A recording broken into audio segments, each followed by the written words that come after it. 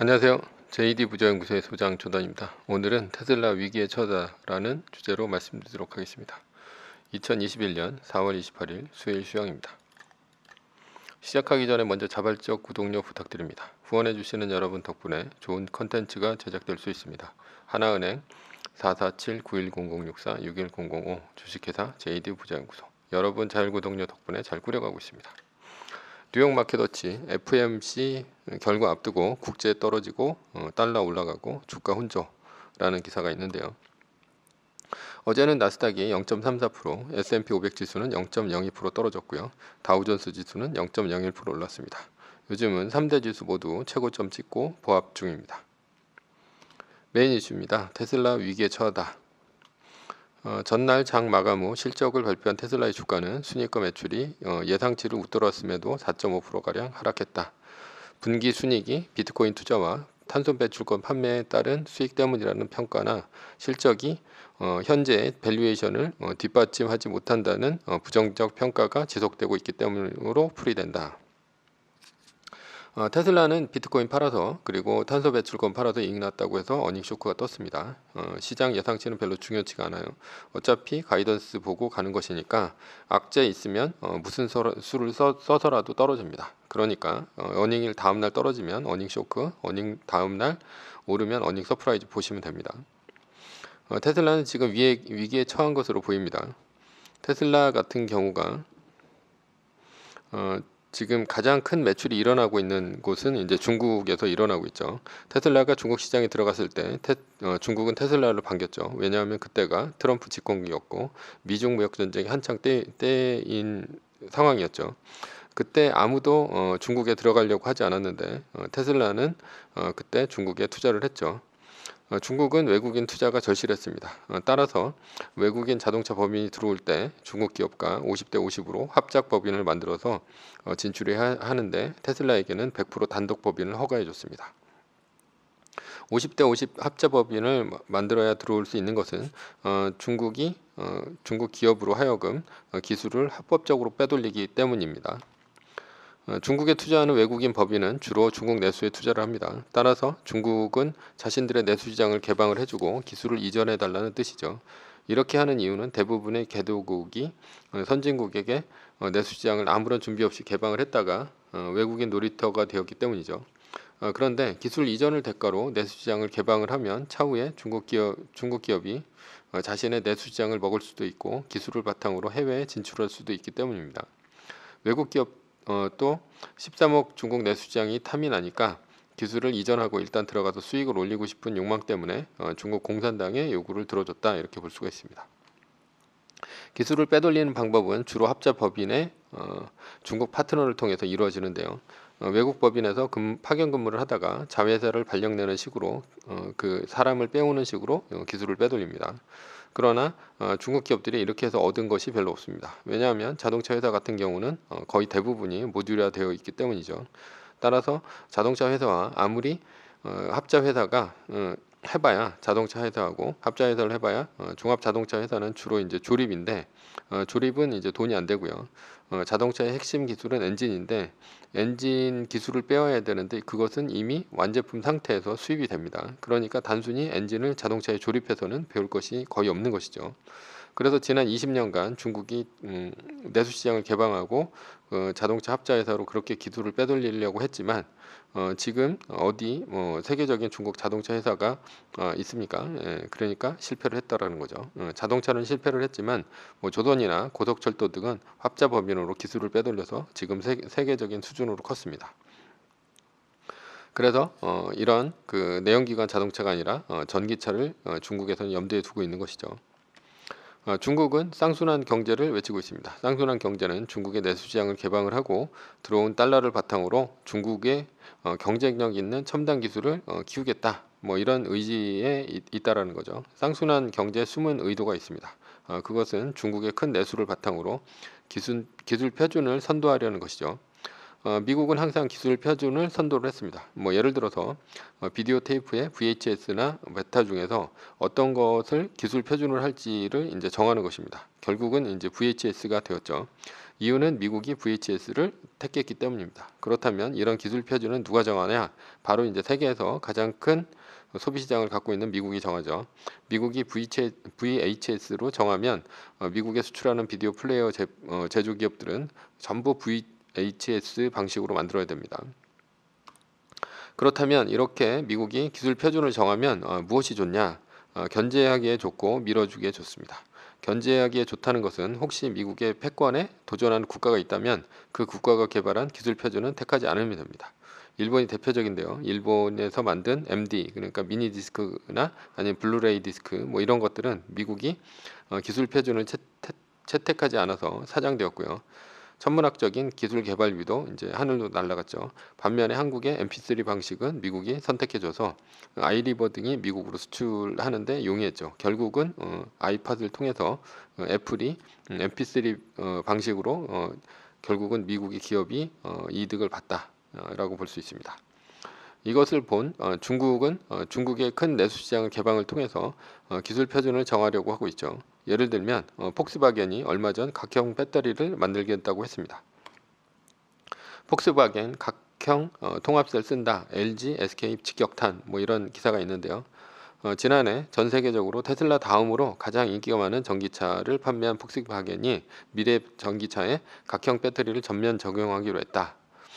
폭스바겐 파우치형 배터리를 공급해온 LG 에너지 솔루션과 SK 이노베이션은 비상에 걸렸다. 폭스바겐이 적용해갔다고 밝힌 각형 배터리는 중국 최대 전기차 배터리 제조사인 CATL이 주력으로 하는 타입이어서 중장기적으로 글로벌 배터리 업계의 폭스바겐발 판도 변화가 예상된다. 폭스바겐은 앞으로 이제 배터리 만들 때 한국에서 파는 파우치형이 아니라 중국에서 많이 쓰는 각형을 쓰겠다고 선언했죠. 이유는 중국의 전기차 시장이 커질 것을 대비해서 중국이 기술 표준을 밀고 있는 각형을 쓰려는 의도입니다. CATL이 지금 대표적으로 각형을 쓰고 있죠. LG하고 SK가 아무리 파우치형으로 배터리를 잘 만들어도 중국이 내수 시장에서 각형을 밀면 파우치형은 그냥 밀려버립니다. 현재 중국은 주로 각형을 배터리 타입으로 쓰고 있습니다. 테슬라가 현재 위기인 이유는 뭐냐? 이번에 테슬라의 흑자 수익 구조인 탄소 배출권이 앞으로도 이제 지속적으로 수익을 낼 수 있을까라는 이제 의문이 첫 번째죠. 왜냐하면 전기차 회사들이 많이 생겨서 이들이 탄소 배출권을 기존의 내연기관 자동차 회사들한테 팔 수도 있고요.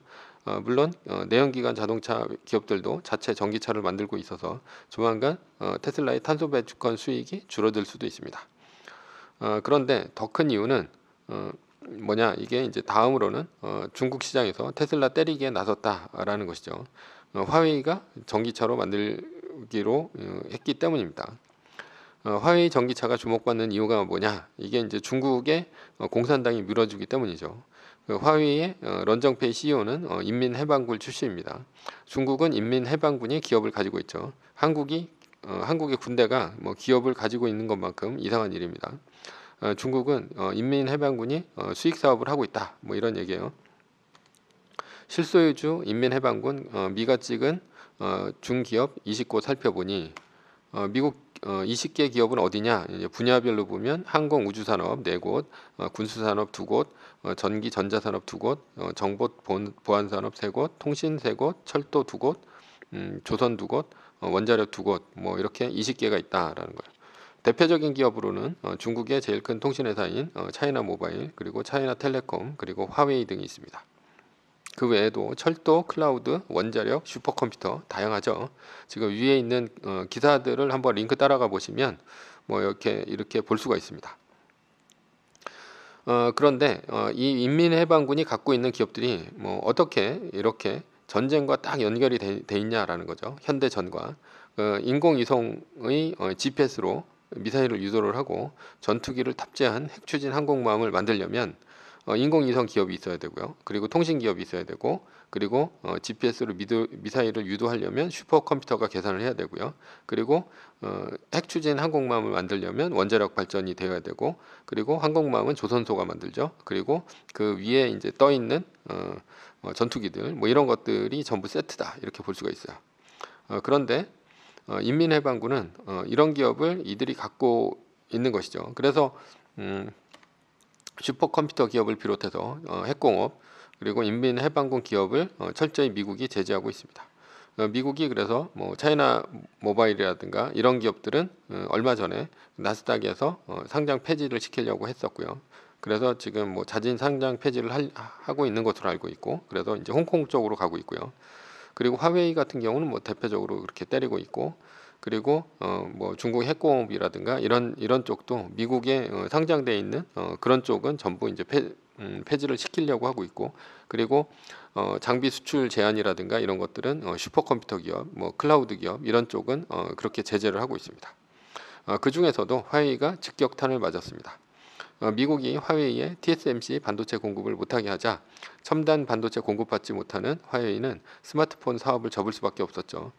그렇다면 화웨이는 모든 그 기업 활동, 이렇게 통신 활동 같은 것들을 할 수가 없냐? 할 수 있습니다. 왜냐하면 통신은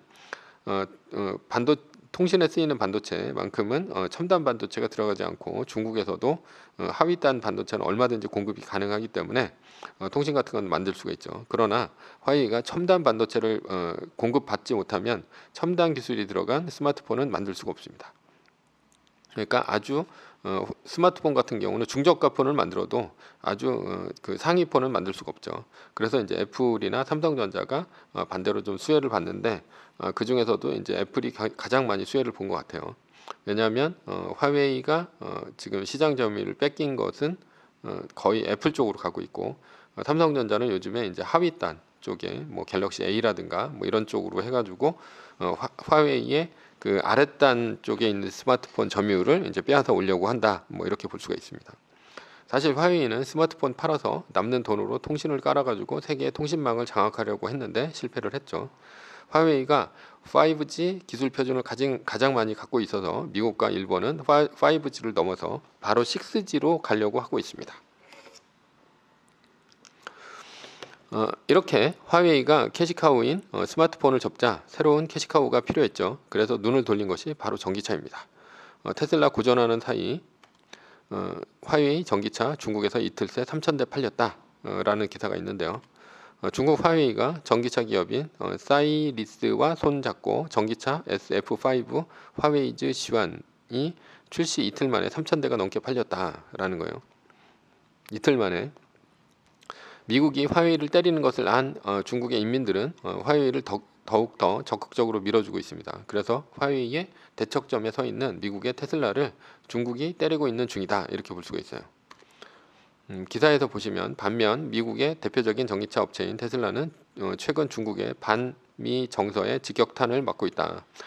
지난 1분기에만 중국에서 7만여 대 가까이 팔며 전체 판매량의 30%가 중국에서 발생했지만 중국 정부가 일부 국영기업 직원들에게 군의 정보 유출 위험을 이유로 테슬라 전기차를 타지 말라 이렇게 지시한 것이 화근이 됐다. 중국 공산당 임원이 나서서 테슬라를 도로 위에 보이지 않는 살인마라고 칭하기도 했다. 이렇게 얘기를 했죠.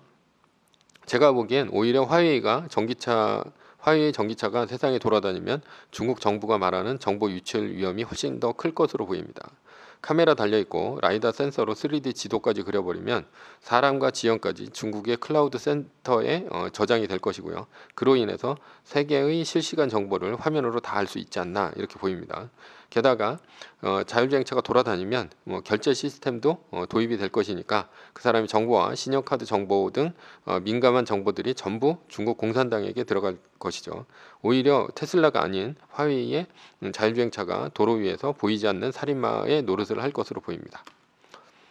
지난 19일 상하이 모터쇼에서 중국인 여성이 테슬라 전시관에 있는 차에 올라 브레이크 작동 오류로 일가족을 죽을 뻔했다라고 이제 강하게 항의를 했죠.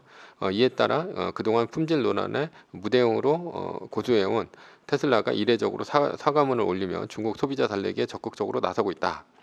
그리고 중국은 이제 민간인을 시켜서 테슬라 불매 운동에 관한 관제 데모를 유도를 하고 있습니다. 원래 이렇게 하는 방식이죠. 그래서 원래 그 중국이 정부 차원에서 예전에 그 센카쿠 열도로 일본과 다툼이 있을 때 그때 이제 그 히토류를 수출을 안 한다고 했다가 그때 이제 된통 당했죠. WTO에서 이제 불법으로 이제 그 판명을 받는 바람에 스크래치가 갔죠. 그렇기 때문에 중국 정부는 뭐 그 이후로는 이제 한알령 이때도 관제 대문을 좀 유도를 하는 경향이 있습니다. 그래서 뭐 현대차 때려부시고, 그리고 사드 배치 때문에 롯데마트 이제 뭐 불매 운동하고 뭐 그런 식으로 하고 있습니다. 테슬라의 주가가 지속적으로 오르려면 전기차 시장이 가장 큰 중국에서 매출이 급격하게 올라가야 됩니다.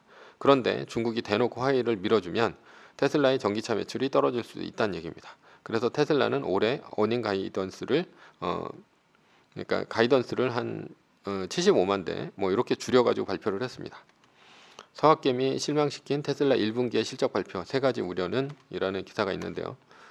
지난 5일 1분기 자동차 판매량을 밝힌 만큼 시장의 관심사는 올해 판매에 대한 가이던스를 제시를 했다. 월가에서 최소 85만 대 이상을 기대를 했고, 테슬라가 올해 새로운 공장 가동과 함께 심지어는 100만 대의 판매고를 올릴 수도 있다. 이런 전망도 있었어요. 하지만 테슬라는 최소 50% 이상 성장할 것이라고 언급했다. 이렇게 되면 인도량이 지난해 50만 대이니까 올해 목표량이 75만 대라는 설명이 되죠. 그래서 보수적으로 가이던스를 제시를 했고요. 시장에서는 실망스러운 분위기가 커졌고요. 김준성 메리츠 증권 연구원은 테슬라의 새로운 배터리 개발 현황이나 신모델 등의 구체적인 출시 일정이 없다는 점은 아쉽다. 이렇게 설명을 했는데,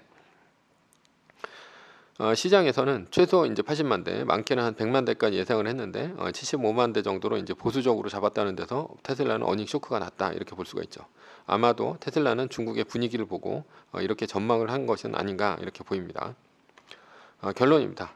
테슬라는 중국 시장에서 위기고요. 그러나 테슬라는 항상 위기를 기회로 돌파를 했죠.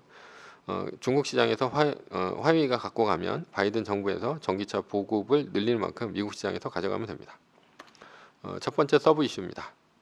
민주당 법인세 올릴까? 바이든 주 의석수 줄어든다. 정치판 흔드는 인구 변화. 미국의 새 인구 조사에서 공화당 강세 지역인 선벨트 지구가 늘어난 반면, 선벨트는 이제 하위단, 그러니까 밑에 있는 텍사스 주라든가 이런 그 사막 지역이 많은 그런 주를 말하죠. 반면에 민주당 우세 지역인 동부 러스트벨트, 쇠락한 공업지역 인구는 감소한 것으로 나타났다. 인구 변화에 따라 각 주에 걸린 연방 하원 의원 및 대통령 선거인단 수가 달라지기 때문에 내년 중간 선거에서 공화당이 유리할 것이다 라는 관측이 나온다. 미국의 캘리포니아는 살인적인 집값과 월세로 악명이 높습니다. 원룸이 300만 원은 기본입니다. 따라서 실리콘밸리의 개발자들은 억대 연봉에도 불구하고 트럭을 개조해서 숙식을 하거나 컨테이너에서 자고, 그리고 순환버스를 타고 자기도 합니다. 그런데 코로나가 터졌죠. 그러자 애플, 페이스북, 트위터, 아마존 등 빅테크 기업들은 일제히 재택근무에 들어갔습니다. 그래서 개발자들은 교외로 빠져나갔죠. 집값이 싸니까 결혼도 하고 큰 집에서 살아보고 싶기도 하고요. 그런데 코로나가 끝나도 재택근무는 지속될 전망입니다. 왜냐하면 실리콘밸리의 집값은 살인적이기 때문에 삶의 질이 너무 떨어집니다. 요즘에 유행하는 광고가 중앙 아메리카 섬의 빌라에서 재택근무를 하는 광고가 유행이래요. 미국을 넘어서 아예 휴양지에서 일하라, 이런 뜻이죠. 현재 하원은 민주당이 218석, 공화당이 212석이고 5석은 공석이다. 중간 선거에서 하원은 435명 전원을 교체를 하는데 공화당이 지금보다 최소 6석을 늘리면 하원을 탈환할 수 있다.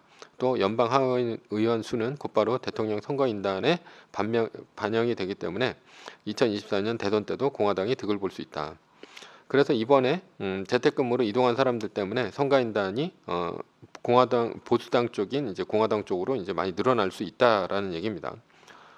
결론은 내년 중간 선거까지 법인세, 개인소득세 등 민주당이 올리지 못하면 일단 천문학적인 돈만 풀어놓고 막상 세금은 못 올린 가능성이 크다라는 것이고요.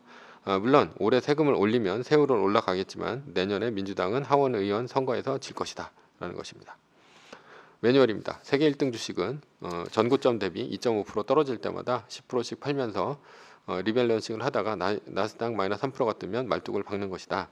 자세한 내용은 JD 부재연구소 다음 카페를 참조하시면 됩니다. 전제는 세계 1등 주식은 우상향한다. 위의 상황은 매뉴얼일 뿐이고요. 따를 사람은 따르고 참고할 사람은 참고하시면 됩니다. 주식을 사고 파는 것에 대한 모든 책임과 이득은 본인에게 있습니다.